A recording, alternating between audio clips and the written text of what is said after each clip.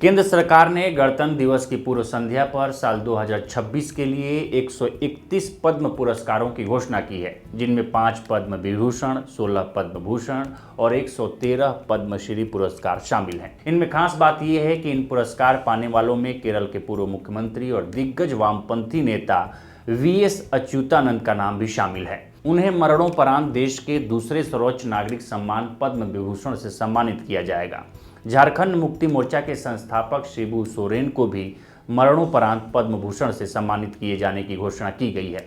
इन दोनों नामों को लेकर राजनीतिक बहस भी शुरू हो गई है। अच्युतानंद केरल की राजनीति में एक बड़ी हस्ती थे। उनका 21 जुलाई 2025 को निधन हो गया था। वह भारत के सबसे सीनियर कम्युनिस्ट नेताओं में से एक थे।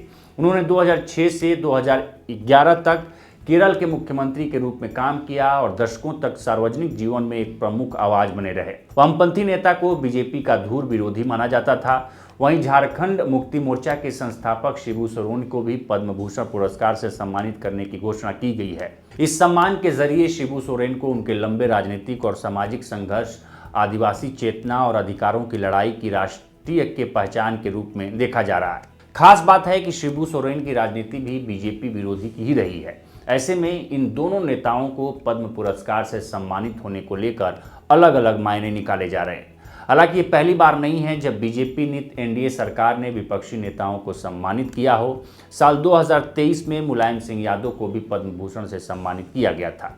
जानकारों का मानना है कि बीजेपी इन पुरस्कारों के जरिए अपनी निष्पक्ष छवि पेश करना चाहती है। केरल के वामपंथी नेता को सम्मानित करने को कई लोग केरल चुनाव से भी जोड़कर देख रहे हैं। कई लोगों का मानना है कि बीजेपी इसके जरिए उन लोगों को दिल में अपनी जगह बनाना चाहती है जो वहां बीजेपी के समर्थक नहीं हैं, लेकिन उसके विरोधी भी नहीं हैं।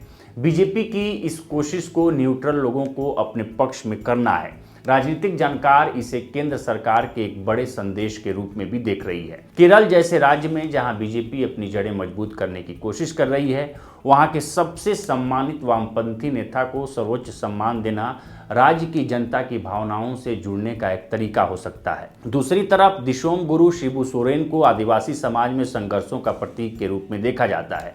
शिबू सोरेन ने कई दशक तक जल, जंगल और जमीन की रक्षा के लिए आंदोलन किए हैं। ऐसे में बीजेपी उनको सम्मान देकर दिखाना चाहती है कि वो भी आदिवासियों की हितैषी है।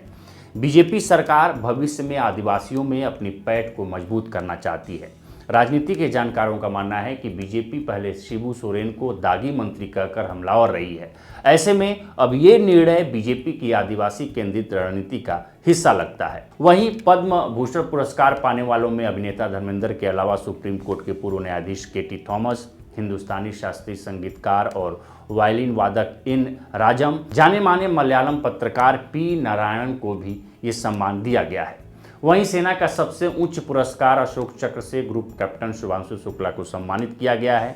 इस मौके पर दर्शक दीर्घा में मौजूद उनकी पत्नी कामना शुक्ला मुस्कुराते दिखी। उनके चेहरे पर गर्व और खुशी के भाव साफ झलक रहे थे। लखनऊ के रहने वाले ग्रुप कैप्टन शुभांशु शुक्ला हाल ही में अंतरिक्ष स्टेशन पर 14 दिन बिताकर आए हैं।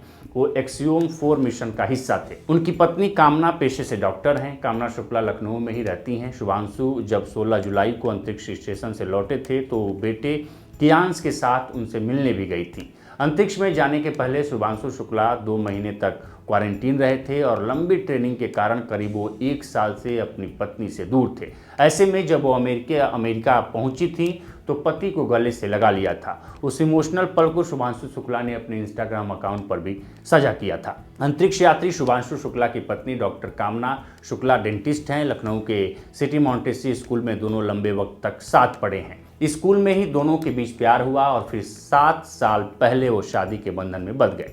साल 2009 में दोनों की शादी हुई थी। कामना शुक्ला और शुभांशु शुक्ला ने लखनऊ अलीगंज के सिटी मॉन्टेसरी स्कूल में कक्षा 3 से 7 पढ़ाई की है। दोनों एक दूसरे के गहरे दोस्त भी हैं। शुभांशु शुक्ला ने लखनऊ के प्रख्यात सिटी मॉन्टेसरी स्कूल से पढ़ाई की है। इंटरमीडिएट की पढ़ाई पूरी करने के पहले ही 16 साल की आयु में ही शुभांशु का एनडीए में चयन हुआ था। शुभांशु फिर कमीशन पाकर साल 2006 में एयरफोर्स पायलट बन गए। 3 साल के भीतर वो विंग कमांडर बन गए और फिर कैप्टन बनाए गए। शुभांशु शुक्ला का कहना है कि 1999 के कारगिल युद्ध से वायुसेना में जाने की उन्हें प्रेरणा मिली थी। तो फिलहाल इस स्टोरी में इतना ही। इस पर आपकी क्या राय है हमें कमेंट कर सेक्शन में जरूर बताएं। बाकी देश दुनिया की तमाम खबरों के लिए बने रहें लोकमत हिंदी के साथ। नमस्कार।